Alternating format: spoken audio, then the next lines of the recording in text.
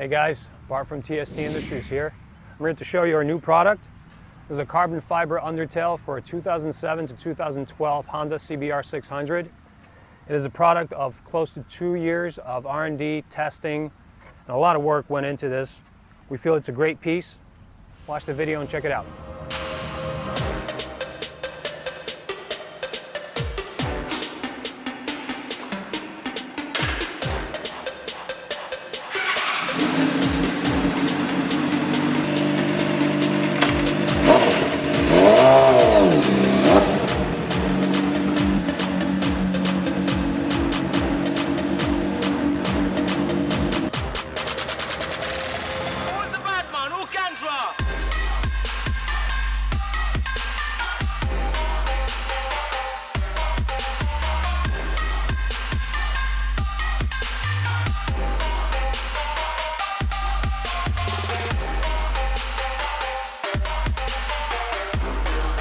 Alright, so in this video we're going to show you how to install a TST Industries carbon fiber undertail on a 2007 to 2012 Honda CBR 600RR. In this installation we will be using a TOS exhaust.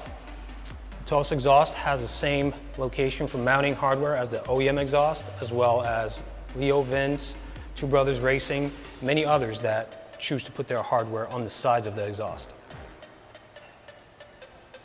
All right, so to begin, we're going to remove the seats.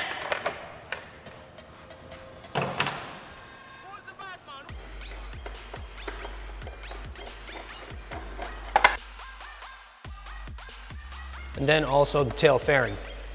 Tail fairing removal starts with removing these 4 fasteners.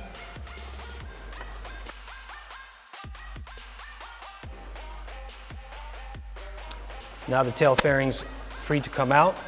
You have to spread it just a bit and pull it up and towards the back, just like that. All right, in this next step, we're going to disconnect the electrical equipment that is located on the fender. Going to pull these plugs out. Simplest way to do it is to use a little screwdriver, pry up on the locking tabs and pull them out.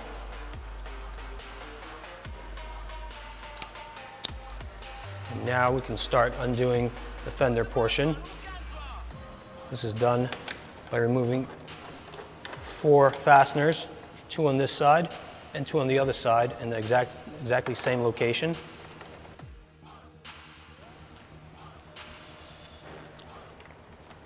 You want to make sure to support the fender assembly with your hand so that it doesn't just fall down to the ground. Once you remove this last bolt here, it should be free to come out.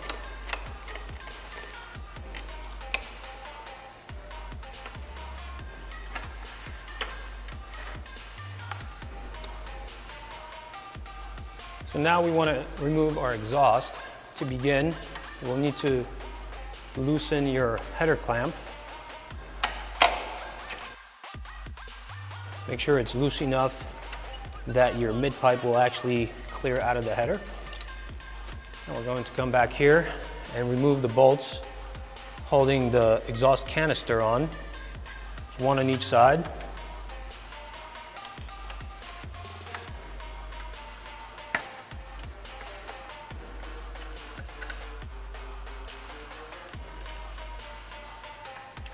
Again, you want to support your exhaust from the bottom with your hand so it doesn't fall down once you remove all the fasteners for it. I'll go down at the bottom here and work the exhaust out.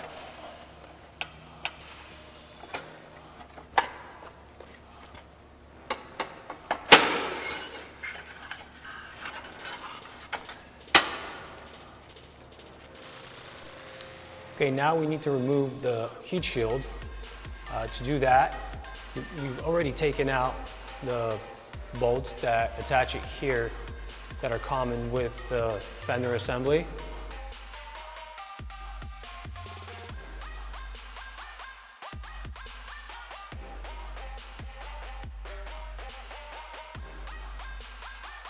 So this is already free, okay? What we need to do is just go up top here, remove this bolt,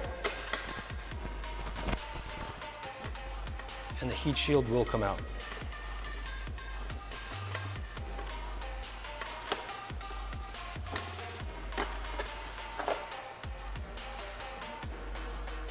The instruction packet that comes with the TST Industries Undertail comes with one page that has a template on it.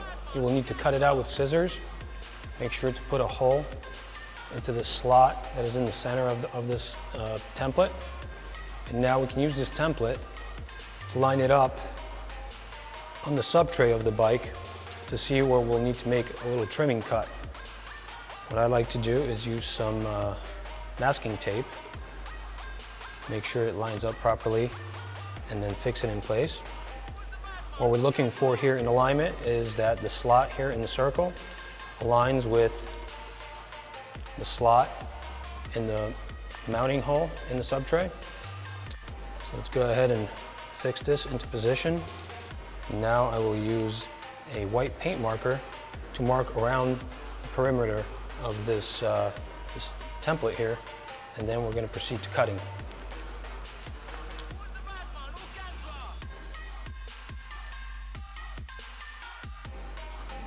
Okay, so now we'll be able to know exactly where to place our cuts, and we know that all this material outside of that white line needs to be trimmed away.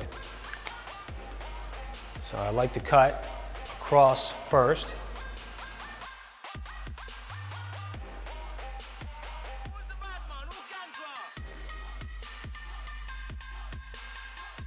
Then I just follow up with a file just to give it a nice finished look. All right, so now that you've smoothed out your cut edge, you're ready to go to the next step. All right, in this step, we're going to mount the lowering kit for the exhaust that came with your undertail. This is a necessary part here because you need to make enough clearance between your exhaust and the undertail area so that there's no contact between your exhaust and your undertail. So we're going to mount it in this fashion with the slot towards the subframe here. Going to use the hardware that you had in your exhaust holding it originally. And the kit comes with appropriate nut and washers. And we're just gonna finger tighten it for now. Move on to the other side. Repeat the procedure here. All right. Now what we want to do is tighten this down. Once you tighten it down, you won't run the risk of losing this part from vibration, but it's still free to move because of the rubber grommets that it sits in. All right. We now move on to installing the undertail. The undertail comes with a pre-fitted screw, washer, and a well nut that needs to be taken out at this point. We'll remove the screw and the washer and keep the well nut in place here. Now we'll bring the undertail under the subframe and make sure that the lowering links protrude from the slots. And now up top, we will screw in this screw we just removed into that well nut.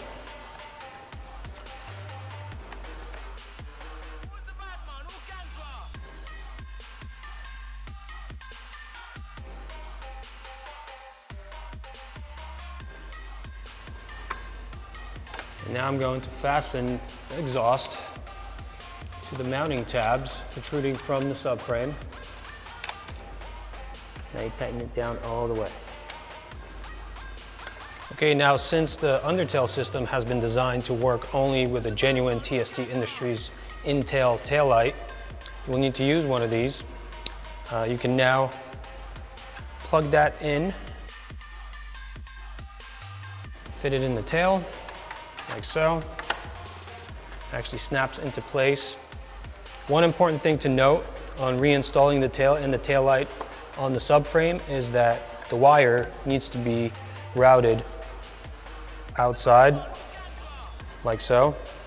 If you have it inside your trunk, you may have a condition where the passenger seat actually sits on top of the wire and it'll rub through it and cause fuses to blow.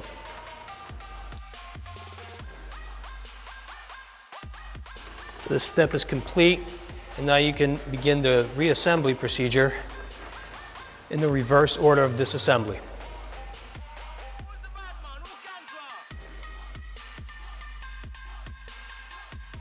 Okay, now that we've shown you the installation of our undertail with a side mount exhaust, we're going to show you the installation of the undertail with a center mount exhaust like the Yoshimura RS5 or the Jardine. We've pre-cut the slots for the brackets of the exhaust right in the center portion of the undertail to accommodate these brackets, along with our drop-down brackets. The following step will be to assemble the undertail onto the center mount exhaust. To do that, we'll disassemble the mounting bolt and nut. What I like to do is put some shop towels down to prevent scratching of the undertail. We will need to compress this bracket in a way that it will enable us to fit it through the slots in the undertail. And now we will assemble our lowering kit that came with the undertail onto the original pipe clamp for your exhaust. So to do that, we will use the tabbed slotted side down. The Allen head screw will go on the outside.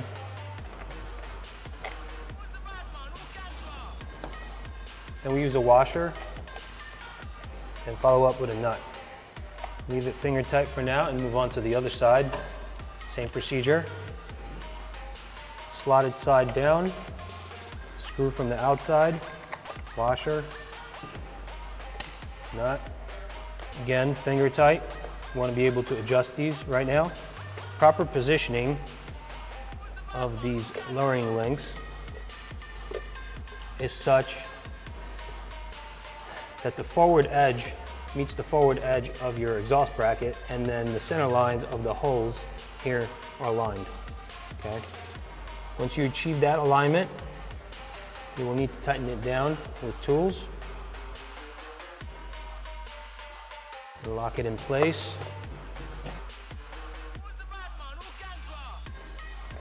All right, now we're ready to mount this assembly on the bike. So the reinstallation of a center mount exhaust along with an undertail on the subframe assembly is it's a little tight because you have to have access for the screw to go through the lowering brackets that are attached to your exhaust undertail assembly. So to do that, we will need to give ourselves more space so we have an easier time working in there. What I recommend is gently prying on the sub tray, putting a large flathead screwdriver in there. Be careful to flex everything slowly so you don't crack the sub tray. And now you can just leave that in place. It allows you more access. I'll now grab the exhaust and we can begin the reinstallation.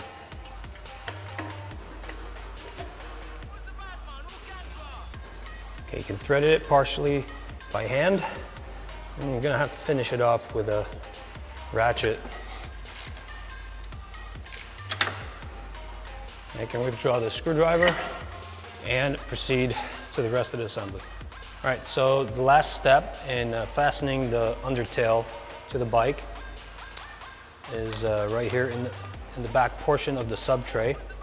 This screw needs to get screwed into the rubber well nut that sits in the slotted boss on the undertail.